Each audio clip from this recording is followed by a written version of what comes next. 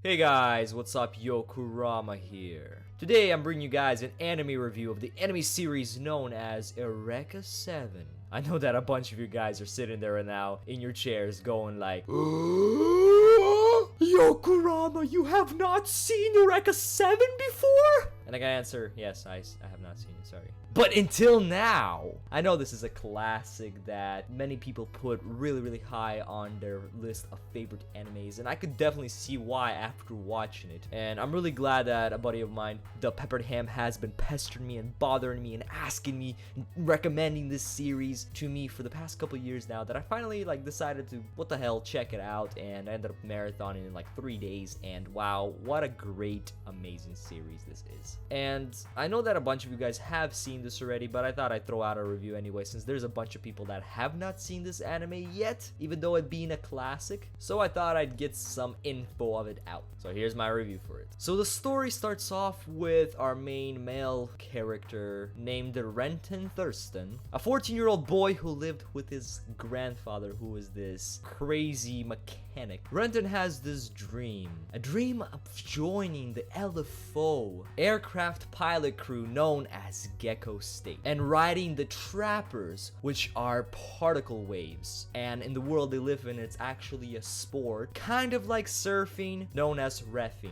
The leader of this Gecko State is named Holland, and he's actually like a legendary reffing master who, when he was 14 years old, did this crazy backflip or some crazy thing like that, and Renton just looks up to him like crazy, wanting to be like him. But he lives in this crappy backwater town where there's not even a good spot with trappers to do this reffing sport.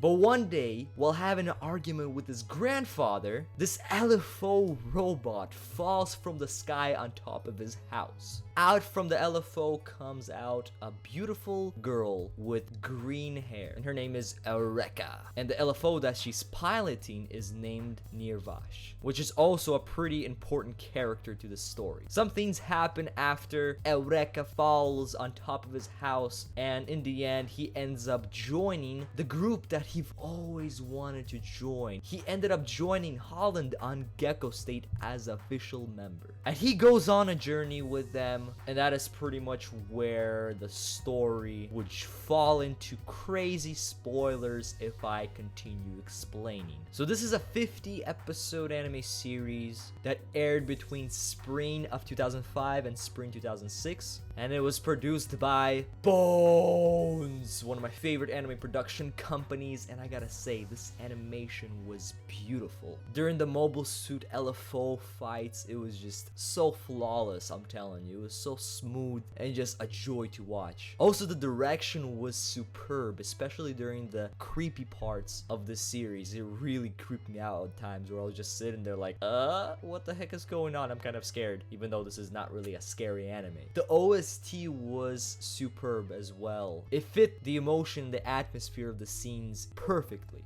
If it wasn't for the OST, I probably wouldn't have been as hyped at some parts of the series, since it has perfect transition from hard rock music to electronic music, and it's just so hyping, so pumping. Also, the openings were all great, but my favorite opening would have to be the second one, where it's the rapping one. The endings I didn't pay too much close attention to because I was pretty much just skipping to the next episode. I just had to see what was gonna be the next episode. If I would recommend you this series, I definitely would tell you guys to go with the subbed version, because the voice actors fit their characters perfectly, and the portrayal of the emotions through the voices was just excellent. But I did check out some of the dub through the course of watching this anime, and let me tell you, I could not watch it. I seriously was banging my head against the table how bad it was. I don't know, maybe it's because I started with the sub and then checked out some dub, but the dub was horrible. Plus, I believe that they changed some of the translation in the dub, because there's something that Eureka says to Renton in the dub that I don't think she actually said that in the sub, because later on she says that to him in the sub and he's just like, ooh, you know. So the dub kind of ruins some moments. The series has a crazy amount of characters, but if we're talking about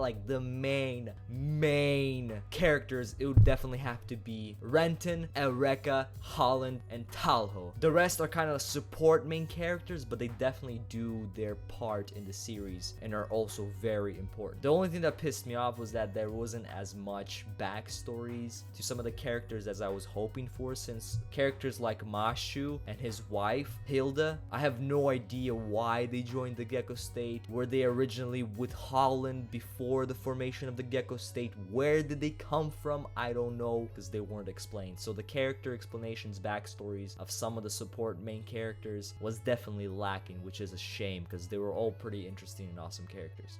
But there was 3 characters that I could have gone without, and those are the 3 kids, and I don't care to remember their names because, oh my goodness, every time they were on the screen, I was so annoyed. I guess in the end, it does kind of add a little bit extra emotion because we do find out later on how those kids ended up on Gecko State, why they have their relationship with Eureka. I think I much have rather not have him in the series at all than going through that pain to finally get some decent out of them. But that's just my thought. I don't know. I just did not like. They were just annoying. So to wrap this review up, do I recommend this series? I absolutely do. This is an amazing series. Very close to a 10 out of 10, which I did not rate it, mainly because of the start of the series. The first 10 episodes are slow. They are slow. They're average at best. But once you get past those average episodes, and especially after the first half of the series, the story picks up like crazy and you just cannot stop watching. So definitely check it out. Go with the subbed version. Do not even think of dropping the series before you get done with the first 10 episodes. And once you get past those, enjoy the hell out of it. But yeah, guys, that is my review of Eureka 7. If you guys have seen this anime, then let me know in the comments below what you guys have thought of it. This is a classic, so I know that many of you guys have seen it, so I am expecting a lot of responses. And if you have checked out the anime from this review, then make sure to come back and leave me your thoughts and comments below what your guys' first impressions are. Always love reading those. Also, at the moment, Eureka 7 AO is airing, which is a sequel to the original Eureka 7, and once AO ends, you can definitely expect a review for that as well. I already have a rant prepared for the haters of that series. Wink wink. But yeah, guys, I'm Yokorama. Facebook and Twitter in the description below, so don't forget to like and follow me there. If you enjoyed this video in particular, make sure you favorite it, and if you enjoy these videos overall and you're watching me for the first time, then make sure and subscribe for more videos like this. And baby, I'm out. Peace.